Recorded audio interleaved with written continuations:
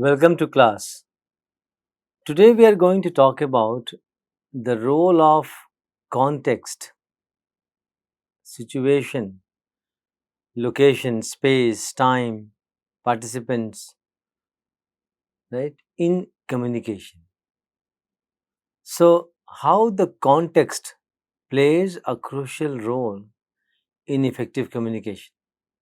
This is what we are going to talk today. When we say, I know English, when we say, I can communicate in English, what do we actually refer to? Are we talking about our command on vocabulary, so knowledge of the words, command on grammatical rules and sentences, familiarity with the expressions only, or are we talking about a total package where you are good at vocabulary, you are good at structures, you are good at pronunciation, and you are competent and good at understanding the situation in which these are used. So are you familiar with the forms only, or are you familiar with the functions as well? Communication is all about the combination of form and function of the language. We may have good command over wide variety of sentences, right? Uh, you may be fairly good in pronunciation, but all these are complemented with your ability to use these in appropriate socio-cultural context. So, what is the role of context in communication? That is what we are going to talk about today. This idea was discussed by Dell Hymes, a linguist, a social linguist, in mid 60s, and he named it as ethnography of communication, and he created an acronym just to sound fancy and effective. He created the acronym speaking, SPEAKING, and each of the letters of the word speaking, S stands for, let's say, scene and setting, P for people, E for end, A for act. So, you know, uh, K for keys, I for instrumentality. Right? So, G for genre. So, this word is speaking is not a normal word. It is an acronym in this sense. We need to understand, and we'll talk about it gradually by and by and when we progress in our discussion. So, he talked about communicative competence, right? Some of you may be familiar with this idea of communicative competence. But when we say competence, we are referring to the tacit, underlined knowledge of the speaker about the language. Opposed to communication, another idea is performance. So, competence and performance. Opposed to competence, we have performance. So, competence and performance. So, competence refers to your underlying tacit knowledge, your potential, your ability, and performance refers to the actual act, right? So, you may be very competent, but it has to be reflected in your performance, right? Uh, to that extent, Delheims merges these two binary ideas. So he calls it communicative competence. That means uh, your performance is not detached from your competence, right? Your performance reflects your competence. So he coined this term communicative competence to contrast and oppose with the idea floated by Chomsky about linguistic competence. So, Chomsky linguistic competence refers to the computational aspect of language, the tacit knowledge of the structures of the language, right, of the native speaker, which is not interrupted by external things like memory loss or you know any kind of problem and impediment. So he imagines an ideal form of speaker and listener, and ideal speaker listener, and the tacit knowledge of language in terms of structure.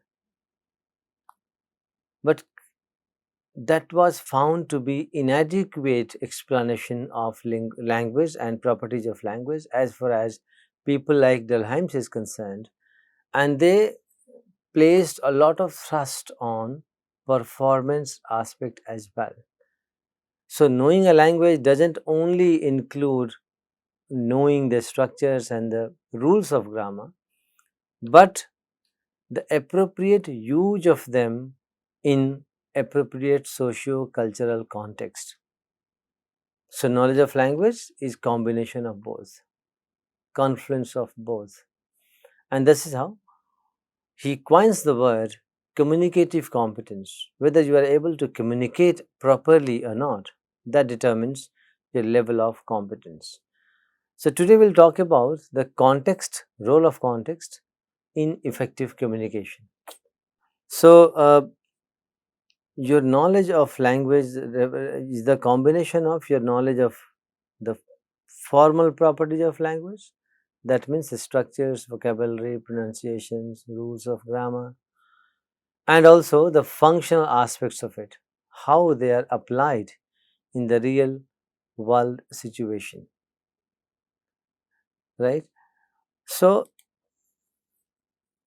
Delheims comes up with 16 components which are crucial and important in a conversation. He calls it 16 components applied to discourse. Uh, you know, so how they are important. Always remember, language is socio-culturally rooted,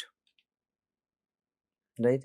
When you talk to a set of people, we not only understand and discover a new set of expression, words, and sentences. At the same time, you also discover a new set of cultural norms, communication patterns, their beliefs, right? Conventions. So, language encodes culture and social configuration and patterns, right? So, they're intertwined. Language and culture are intertwined. And that is why when you are communicating, it's important that you are familiar with these cultural norms, with the social patterns, and the contexts in which you communicate. So ultimately, who speaks? The speaker. To whom you speak? The receiver. What you speak? The message. How you speak? The manner. Why we speak? The objective and goal. And when you speak, the timing, sequence, right? So, who speaks what to whom, when, and why, and how? It's the whole package, right? That makes you an effective communicator. So, it's important to understand the role of the speaker, location of the speaker in the social space. It's important to understand your audience, who is going to receive your message, who is your communication partner. It's important to understand what you are going to communicate, your content, why you are going to communicate, your intent and objective or the goal of communication, right? When are you going to communicate, the timing of it, right? How are you going to communicate, the manner, formal, informal, the sequence, right? The genre. So all these matter. So when we say I know English, I can communicate in English, that means you are familiar with these components and elements of communication. So Dell Hymes comes up with 16 components. And what are these? Let's say message form. What is the form of the message? Then message content, the content of the message, the theme of the message. Then setting, the social situation and space where this communication is taking place. Then the scene, right? The social context in which it is taking place. Then speaker and sender, so the communication partners, right? Their status, their position, their dynamics. And then addresser, hearer and receiver, the audience, addressee, purpose, the goal of communication, the intended outcome of the communication, right? Key, the social clues that you get out of the tone, out of pauses, out of other factors which give you social clues. So that refers to keys, right? Then channels, what channel you choose to communicate. Then the form of speech, right? Then norms of interaction, and this is purely cultural and social, right? Norms of interpretation, and finally genre. So we do have uh, a different pattern when we communicate to our seniors, our elders. We do have different patterns of communication when we communicate to our juniors, our colleagues. So the degree of formality varies, right? And the choice of words, the choice of sentences, the choice of utterances, they vary. You cannot use the similar style with a variety of people, right? Then we have domain specific words and sentences and expressions. They are called register. So we have to pay attention to the register you are using. Like when we are talking about a formal meeting of, let's say, medical practitioners, the language will be different, right? The jargon, technical words will be different from common situation, normal situation. Uh, let's say you are talking in the meeting of engineers, the register will be different. So engineering, medical, art, science, technology. So domain specific technical words, sentences, expressions and norms that we follow. Then we have our own style of using language. We have a personalized style, individual centric styles, right? Idiolects, individual centric variations that we have. And overall, the norms of the patterns of communication in a particular society. In some societies, for example, uh, overlapping a speech or unwarranted interventions is considered rude, right? But in some societies, it's quite common. 2, 3 people can speak at a time and still communication goes on, right? The way you open your conversation is cultural. The way you attach degree of formality to the communication act, it's purely cultural. How you intervene, how you disagree, how you agree, how you oppose. So lots of nuances. These nuances must be known to us. So Dell Hymes lists these 16 components applied to discourse or an extended conversation. And what are these 16? Number 1, message form. Number 2, message content. Number 3, setting. Number 4, scene. Number 5, speaker and sender. Number 6, addresser. Number 7, hearer, receiver or audience. Number 8, addressee. Number 9, the purpose. Number 10, again purpose. So in first it is outcome, the actual outcome of the act. In the second we say goals, objectives.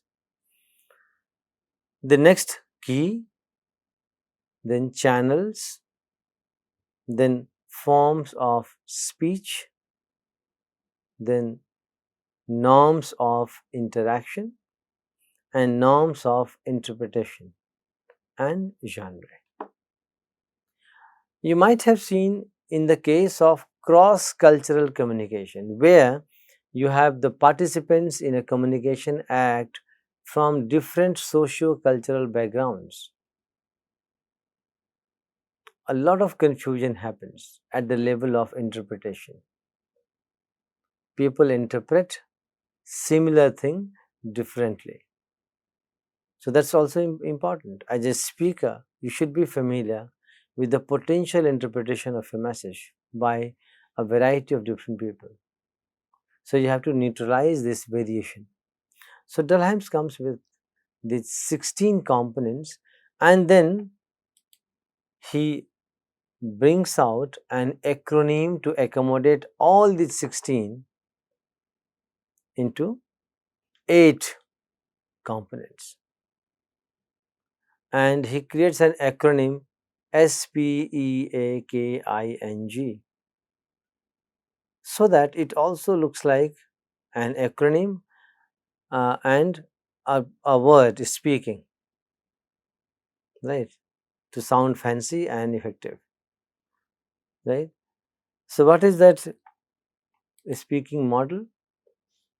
Look at this. Speaking, S refers to setting and scene, P refers to participants, E refers to end, K refers to key, I refers to instrumentalities, N refers to norms, and G refers to genre. So we'll talk about each of these components and their significance in communication. When we learn a new word, we learn 3 things together. Number 1, spelling and pronunciation. If you learn a word orally, of course, pronunciation. If you learn a word in writing, spelling. So the first component of a word is spelling and pronunciation. The second thing that we learn is the meaning of it. And the third thing that we learn with a word is the context in which it is used. So when you learn a new word, we have to have this understanding of these 3 components of a word. Spelling and pronunciation, number 1, meaning of the word, number 2, and the context in which these words are used, that's number 3. Right? So when we learn a language, we actually learn the formal properties of language. So vocabulary, pronunciations, sentences, right? Meaning of these words and sentences, expressions. At the same time, we also learn the functional properties of language. So that enables you to use the language effectively. So this static knowledge of formal properties actually doesn't help.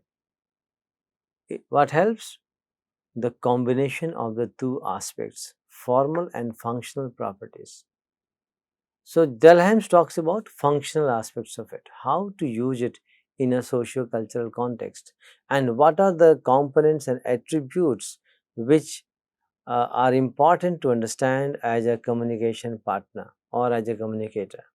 So he comes up with this list of 8 components which are very crucial in applied conversation communication discourse, and these 8 have been chosen and named in such a way that The first letter of these 8 components create an acronym which is known as speaking, setting and scenes, right? Participants and act sequences, keys, instrumentalities, norms, and genre. And these 8 creates an acronym speaking, and it is called the speaking model, right? Now, what do you mean by setting and scene? So, setting refers to the time and place of a speech act, and in general to the physical circumstance. Scene is a psychological setting or cultural definition of setting that includes the characteristics such as range of formality and sense of play or seriousness. You might have seen certain people are very particular about the degree of formality, right? Degree of formality does matter. That attaches value to what you say, right? So, setting the speech event also refers to the location of participants and any physical barriers that may be present. So, it basically scene refers to a socio-psychological, physiological, physical and psychological both location in the social space, cultural space of the speaker and of the listener or receiver, where you stand, where you are located, and then the social norms, cultural norms, which plays a role in the background, right? So that is called setting and scene. So the social cultural context and space where the communication happens. Then the next is participants, so speaker and audience, that can be distinguished as addressee and other hearers. So when considering the participants in a speech event, one should consider implicit and explicit rules about who is and can and should be involved.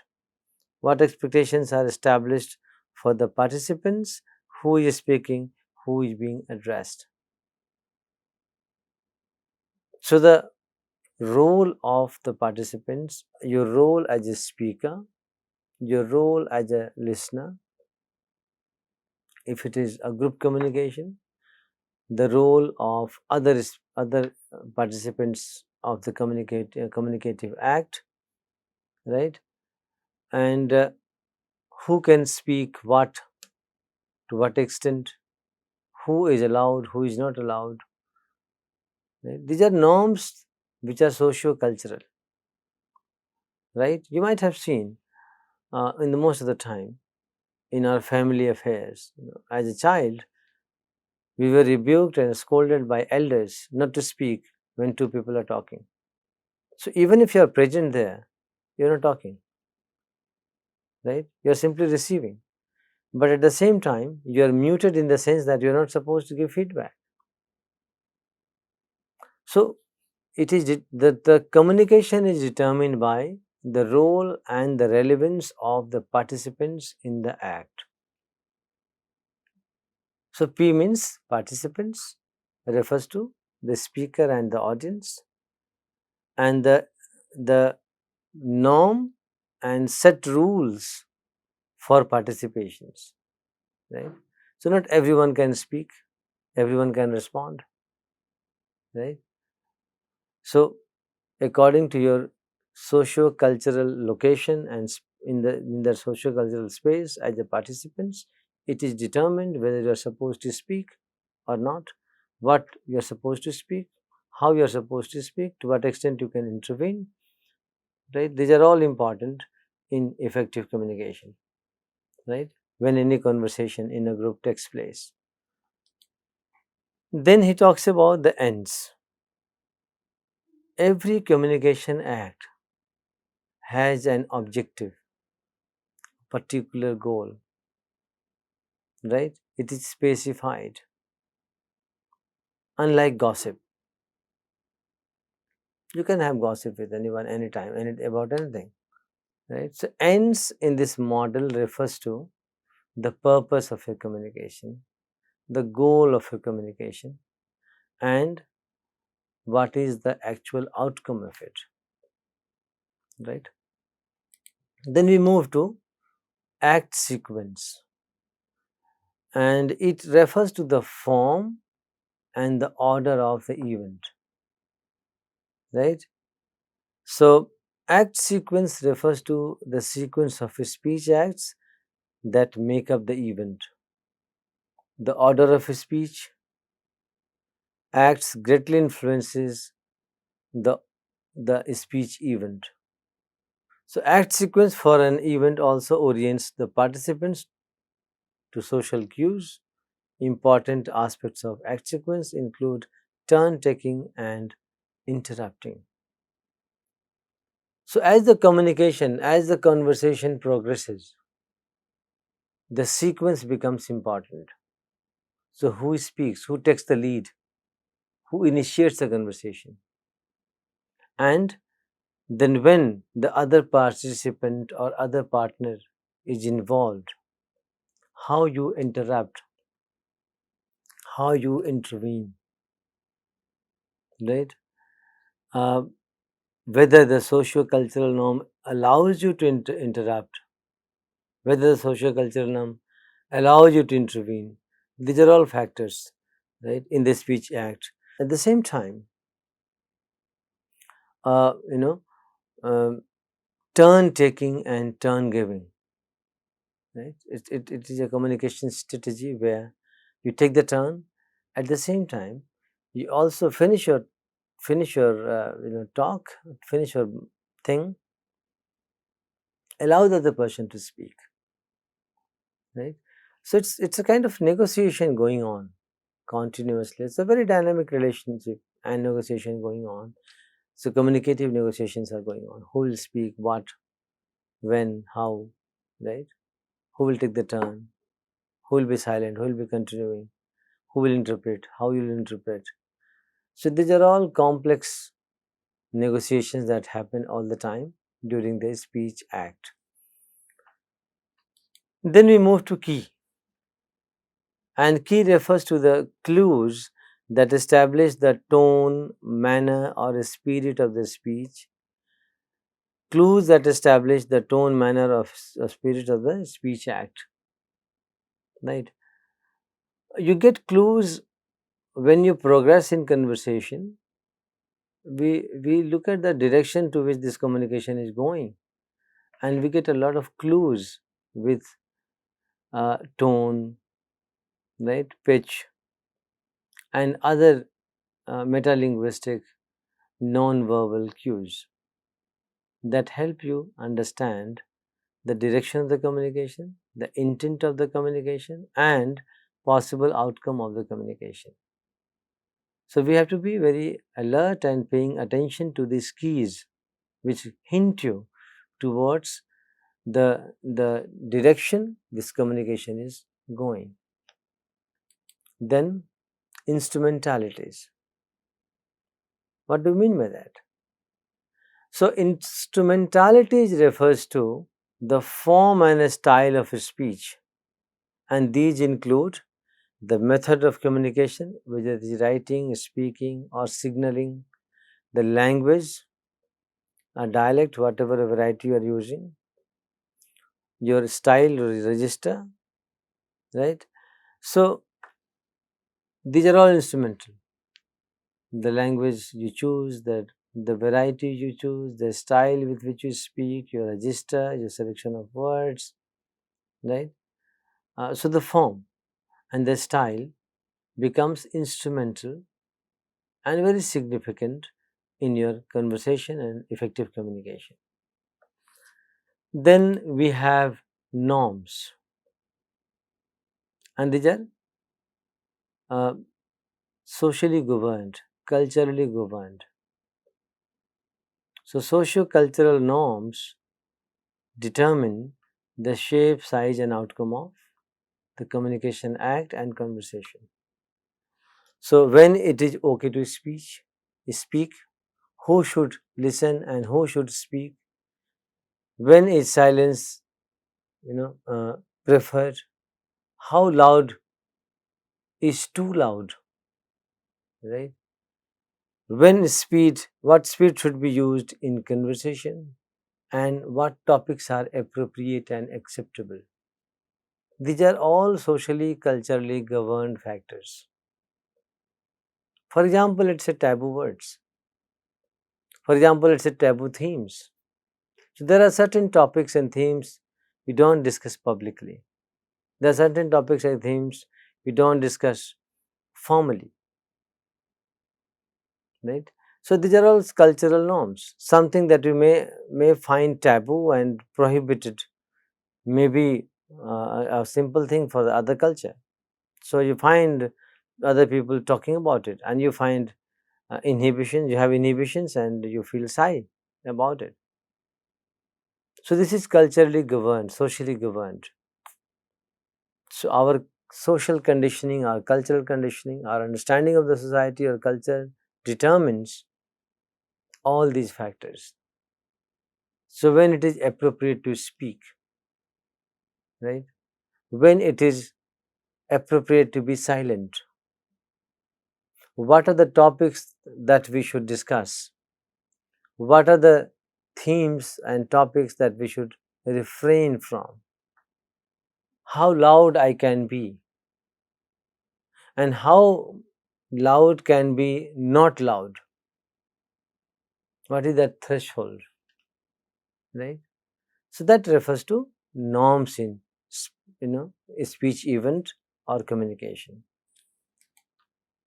And genre is the final thing, right? So what is the content, what kind of speech or what kind of speech event is going on? Is it a gossip?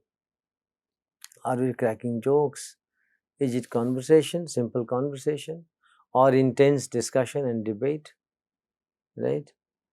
Is it instructive and moral instructions? Is it didactic? So it can be anything, and accordingly we need to customize. So we need to customize our conversation, our communicative style, our communicative strategy according to the genre. So finally, if we look at this speaking model, uh, you know, it gives us an understanding of the context in which a speech event takes place, and the role of context, the role of setting, the role of scene, the role of participants, the objective, the goal, right? The form and order, socio-cultural keys and clues, language as instrument, the socio-cultural norm in progression of the speech act, and the genre. These 8 elements determine the effectiveness of our communication. So, as a communicator, we need to pay attention to these 8. So, finally, we can understand that as a speaker or as a communicator, I have to keep in mind who speaks what, to whom, when, why, and how. These 6 questions we must understand.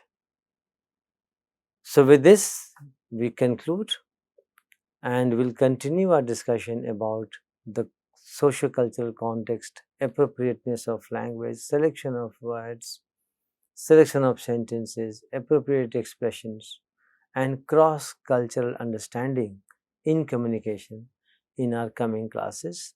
This is it for now. Thank you very much.